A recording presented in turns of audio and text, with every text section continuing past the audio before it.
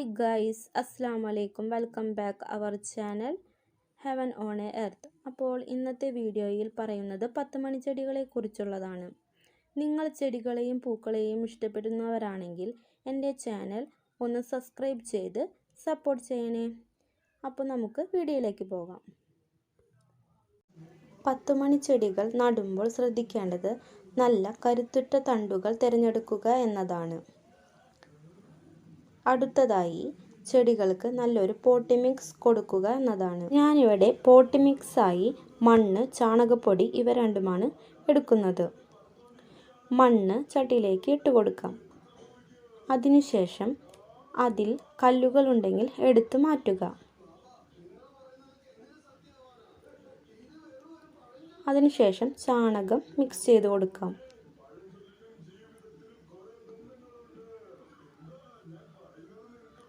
മണ്ണ്, ചാണകം ഇവ രണ്ടും നല്ലപോലെ യോജിപ്പിച്ച് എടുക്കുക. നല്ലപോലെ മിക്സ് ചെയ്തതിന് ശേഷം വെള്ളം ഒഴിച്ചു കൊടുക്കാം.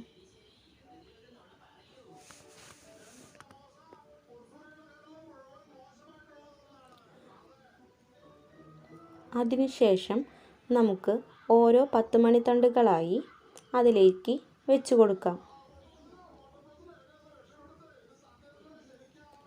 10 മണിച്ചെടികൾ നട്ടുകഴിഞ്ഞാൽ സൂര്യപ്രകാശം നേരിട്ട് കിട്ടാത്ത രീതിയിൽ തണലത്ത് വെക്കേണ്ടതാണ്.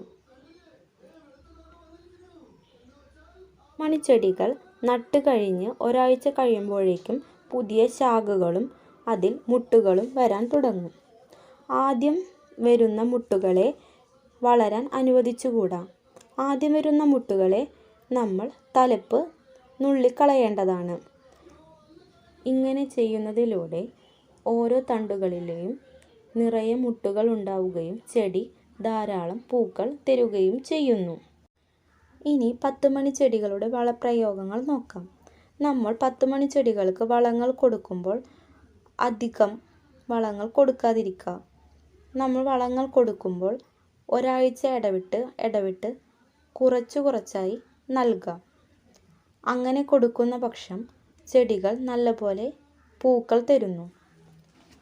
ഞാൻ എൻ്റെ ചെടികൾക്ക് 10 മണിച്ചെടികൾക്ക് വളമായി നൽകുന്നത് പച്ചച്ചാണകം വെള്ളത്തിൽ മിക്സ് ചെയ്ത് ആ ലായനി, അതുപോലെ തന്നെ കഞ്ഞിവെള്ളം പുളിപ്പിച്ച് വെള്ളത്തിൽ മിക്സ് ചെയ്ത് ഒഴിച്ചു കൊടുക്കും. അതുപോലെ തന്നെ മുട്ടയുടെ തൊണ്ട്, സബോള തൊലി, അതേപോലെ തന്നെ പഴത്തിൻ്റെ തൊലി ഇവ മൂന്നും വെയിലത്ത് വെച്ച് ഉണക്കി നല്ലപോലെ പൊടിച്ചെടുക്കുക. അത് ഓരോ ചട്ടിയിലും 1 സ്പൂൺ വീതം ഇട്ട് കൊടുക്കാം. ഇങ്ങനെ കൊടുക്കുന്നതിലൂടെ 10 മണിച്ചെടികൾ നിറയെ പൂക്കൾ തരുന്നു. ചെയ്യുന്നതിലൂടെ നമ്മുടെ മുറ്റത്ത് 10 മണി പൂക്കളാൽ നിറഞ്ഞ് നിൽക്കുന്നതാണ്. എൻ്റെ ഈ ചെറിയ വീഡിയോ നിങ്ങൾക്ക് ഉപകാരപ്രദമായി തോന്നിയെങ്കിൽ എൻ്റെ ഈ ചാനൽ സബ്സ്ക്രൈബ് ചെയ്ത് സപ്പോർട്ട് ചെയ്യണേ. അടുത്ത വീഡിയോയുമായി കാണുന്നതുവരെ ബൈ ബൈ.